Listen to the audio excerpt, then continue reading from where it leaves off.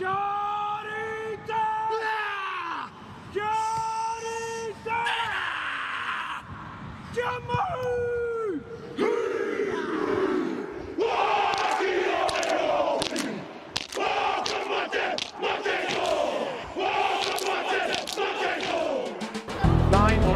Hope Rogers does as well. Henry, stop counting.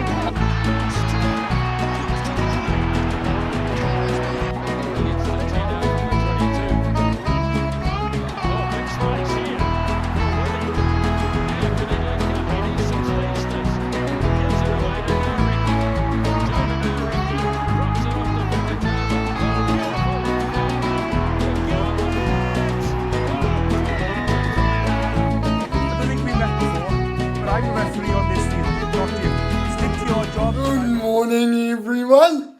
Ryan here. And Worcestershire Wonder Kid. How's it going? So, Six Nations is here. And by the way, the Worcestershire Wonder Boy and I will be predicting who will win. And first game up, we've got the arch rivals Wales up against France. And to be quite truthful, this is gonna be a humdinger of a game. And to be honest, France away from home, France are playing at home.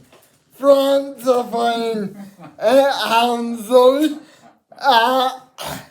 they should be fired up to get their Six Nations kicked off, considering they've got one of the easiest schedules in my opinion.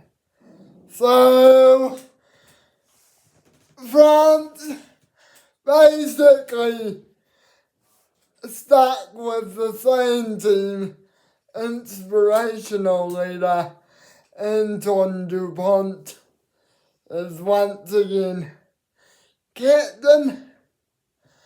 The instant threat on the forward is Pedro Malvaca, who has been absolutely killing it for Toulouse and should be an instant threat for the Welsh. However, the Wales team have got what it takes, and then I reckon that's why I've gone for Wales by 2 over France. 20 points to 18 is my score prediction. John, what about you, Worcestershire Wonder Boy? Yeah, no, well, again, France, like I was saying just before, France are Dupont. If Dupont has a stormer, which he usually does, I can't see Wales getting any close. Gatland's got a lot of this is make or break tournament, really, isn't it? He has got a few old hands back in the back line, but I really can't see them going over to the Parc des Princes and doing anything too special. So I've gone France plus 20. It seems France had a good Northern Tour type scenario when the Southern Hemisphereans came over.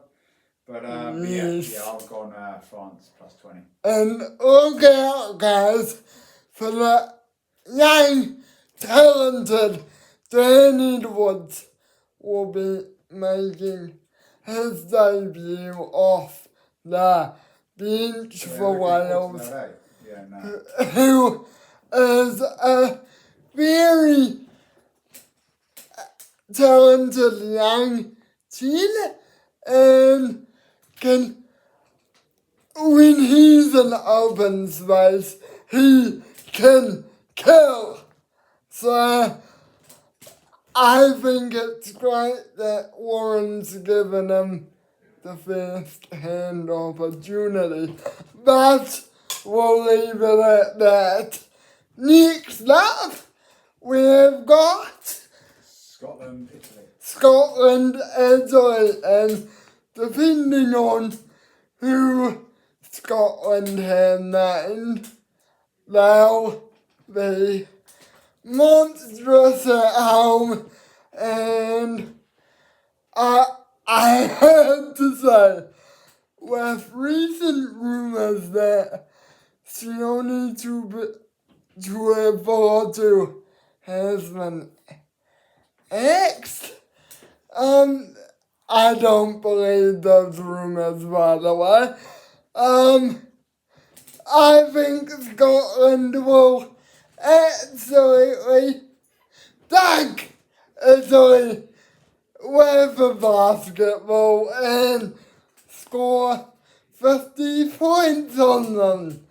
So I've gone for Scotland by 50. Worcestershire Wonderboy, your thoughts on the Scotland Italy game? What do you think? Well, I must admit, I mean, it pains me to say, straight off the bat that I've actually gone for Scotland. Now, Italy have, proven over the last couple of seasons that they've really come on with regards to their form and their coaching style. Thank you, Southern Hemispherian managers.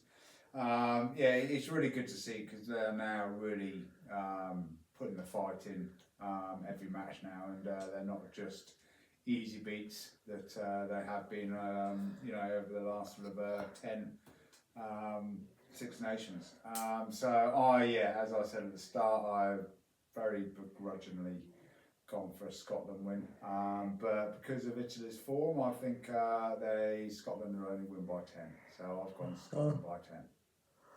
And the absolute grudge match next up. The game of the weekend. We've got the game of the weekend and one of the best clashes of Six Nations history, in my opinion. England are taking on Ireland, and for me, I think the English and Irish rivalry will be another grudge match, particularly because Steve Borthwick has gone with the most experienced side for this one and is no stranger to being a victor for England in his playing days. However, this is the first game that Simon Easterby is in charge. So he's taken over from Andy Farrell, who is on Lions duty. So I want to say Ireland will give them a good run for their money, particularly because of that backline of Gibson Park, Prendergast, Aki and Ringrose, but I just think England will be too strong. That's why I've gone England by 20. Whoa. So, Jeez. yeah. Alright. I just, I love you, mate. with the extended forwards on the bench, has got one chance of just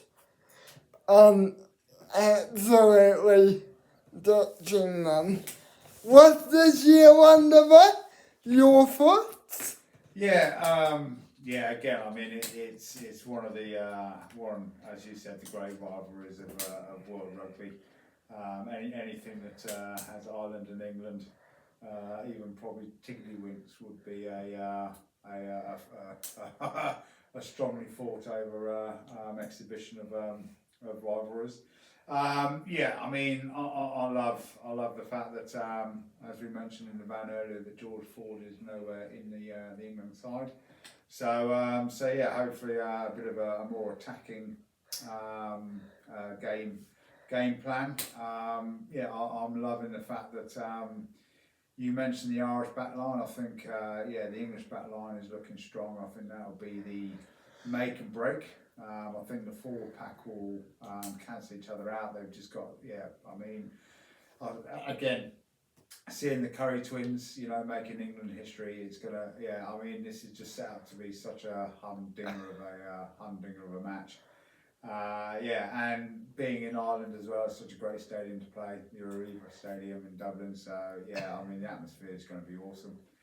I naturally have gone for an England win, but not as emphatic as the rugby opinioneer in front of me. I've gone England by 3. I think it'll be a high-scoring match, but I think yeah, the boot of Marcus Smith, like he should have done when he came over here and played you in Invercargill. No, it wasn't Invercargill. Dunedin. If he had got his kicking boots on, yeah, you would have been. Yeah, we would have beaten you, All Blacks. But he didn't, so we lost. But yeah, I think he'll have the decisive boot at the end of it, and yeah, England will win by 3. So just a recap of our very high-tech board. Okay, the Six Nations 2025, France versus Wales. Ryan has gone Wales by 2, and Bob's gone France by 20. There's a matchup, isn't it? The Scotland game, yeah, as we found out over the previous sort of couple of seasons, Ryan loves a high-scoring match. So yeah, he's gone Scotland by 50. I've got Scotland by 10, and our final matchup, Ryan has gone England by 20, and I've gone England by 3. So I'm just going to write just down the bottom here, just the total of our predictions, if I can spell total. The total of our predictions at the end of the Six Nations, and the losing person has to take the other one out for dinner. So that's at the restaurant of the winner's choice. So yeah, yeah, I'll just sign off and I'll let Ryan do his thing, and yeah. Guys, also look out for Caden Mealy, who has been carving it up during the premiership for the Harlequins. He should be an ultimate threat, and yeah, so I'll sign off on this one and see you guys later for a vlog. Cheers!